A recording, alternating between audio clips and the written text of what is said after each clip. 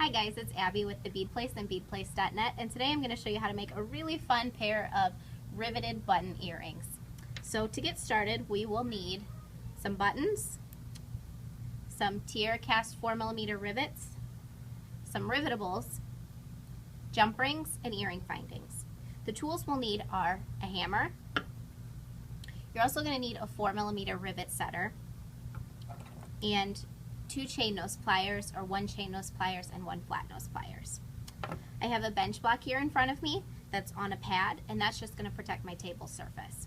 So the first thing that I like to do whenever I'm setting up a rivet is I'll put the male end of a 2-part rivet down on my bench block. Then I'm going to place the button, the rivetable, then the female end of the rivet. I like to give the female end of the rivet a little wiggle just to make sure that it pushes down all the way. So I'm going to take my rivet setter and I'm going to place it down on top of the rivet. I'm going to take my hammer and give it a few good whacks. Now what we need to do is make sure that the rivetable cannot spin. If it cannot spin, it's set. So now I'm going to take a jump ring that is large enough to go through the top hole of the button, and I'm going to put it on the button. So anytime we're opening a jump ring, we always want to make sure we're opening the jump ring like this and never like this. So we're going to loop it through just like this and close it. So you'll notice that this jump ring is not in the right direction now to attach into our earring finding. So what we'll need to do is get another jump ring, perhaps a smaller jump ring, and attach that as well. So we put that through the jump ring and then through the earring finding.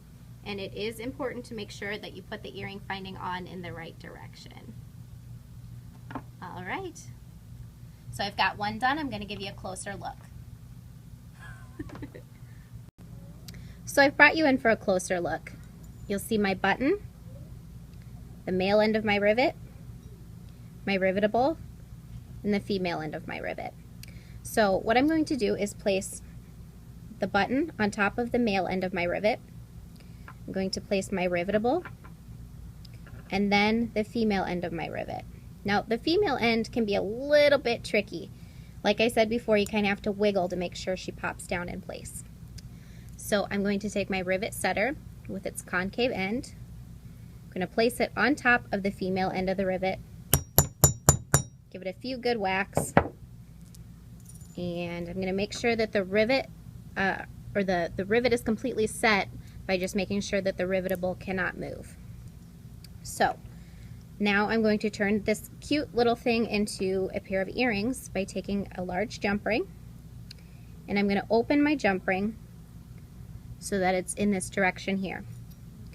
I'm going to put it right into the top hole of the button, and then I'm going to close it. And sometimes with larger diameter jump rings you have to be a little bit more careful to make sure they're closed all the way. So it looks like this. Then I'm going to take my smaller jump ring, I'm going to open it in the same manner and use that to attach my earring finding onto the earring. So just like this. So now we have an adorable pair of riveted metal earrings. Simple as that. And you can get a completely different look just by choosing different buttons. And there are a lot of rivetables that you can find on our website, www.beadplace.net, and you can find all the materials there. Please like us on Facebook, subscribe if you'd like to see more, give us a thumbs up, and thanks for watching.